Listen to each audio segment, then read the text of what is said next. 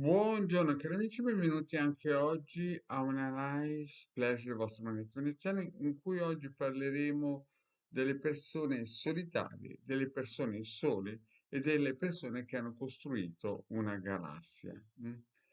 Perché questo? Perché sempre più spesso sento persone che si sentono sole in mezzo a tante altre e poche persone che sono solitarie e non hanno tanti amici, ma non sono soli.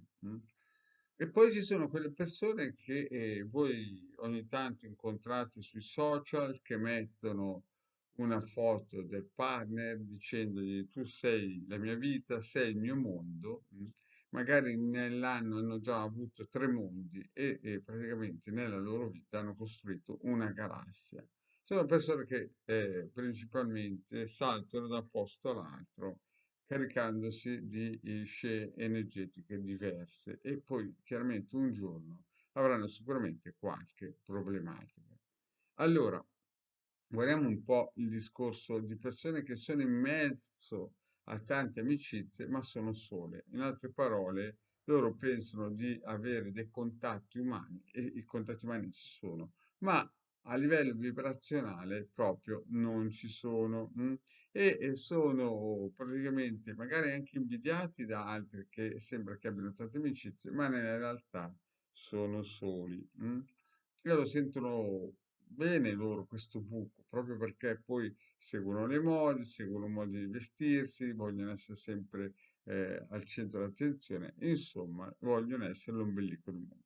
E poi ci sono quelle persone invece che sono solitarie, ma non sono mai sole, perché dentro di loro hanno tutto quello che gli serve per sopravvivere. Sono anche le persone che generalmente non spendacchiano, vivono tranquillamente la loro vita e stanno bene come sono. Invece ci sono quelle persone invece immerse in, come si suol dire, tantissimi mondi, ma poi alla fine sono persone sole, sono, non dico dei dannati perché il Marietto non dice queste cose qua, ma diciamo che c'è una pecca nel meccanismo, vuoi per il karma, vuoi perché sono state educate in modo sbagliato e via dicendo. Allora, per quelle persone che sono o si sentono soli, ma non sono solitari, perché appunto vi ho spiegato, ci sono i solitari che magari viaggiano sempre soli, no? Ma non si sentono soli. Stanno bene nel loro mondo. Invece ci sono quelle persone, come ho spiegato, che continuano a pubblicare foto di partner scrivendo tu sei il mio mondo. Hanno già cambiato in un anno 3, 4, 5 mondi e praticamente si stanno costruendo una galassia. E queste sono le persone sole. E infatti alcune volte mi contattano alcuni e anche se vivono al lavoro, hanno tante, tra virgolette, amicizie, hanno tanti mondi, però fondamentalmente si sentono soli. Quindi cerchiamo di mettere a fuoco la situazione. Il primo circuito che il vostro Maglietto vi vuole consigliare chiaramente è questo, quello di lavorare su se stessi. Quindi prendete questo circuito. L'ape, ve l'ho già spiegato, è uno degli animaletti, insetti, chiamatelo poi come volete, che lavora per l'essere umano, per il mondo eterico umano. Mettete, come si suol dire, un intento col vostro nome, cognome e data di nascita, e mettete un intento in modo che cominciate a cercare quello di cui avete bisogno per riempire questo buco, ma quello che avete bisogno realmente, che è la strada per la verità.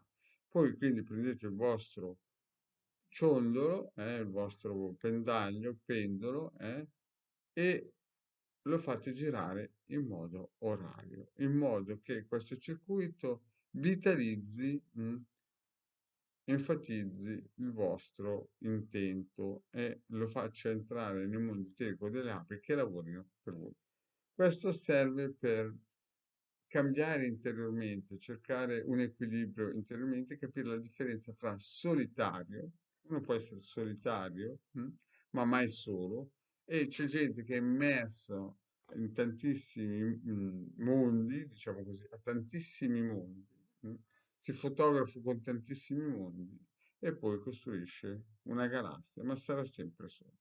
Fatto questo, un altro circuito che il vostro Marietto veneziano ultimamente ha dato con il Degar dell'umanità è questo circuito per unire una coppia in modo spirituale. Questo perché? Perché quando una persona si sente sola, ma non solitaria, perché solitaria può essere sola anche, ma mai sentirsi sola. Questo serve per attirare anche la persona ideale, l'anima gemella. Quindi mettete il vostro nome e cognome qua, l'intento e qua lo lasciate vuoto o viceversa. Mettete nome e cognome, date il vostro testimone, l'intento di conoscere una persona che non vi lascerà mai solo, una persona che non è il vostro mondo, ma è la vostra controparte animica. mm?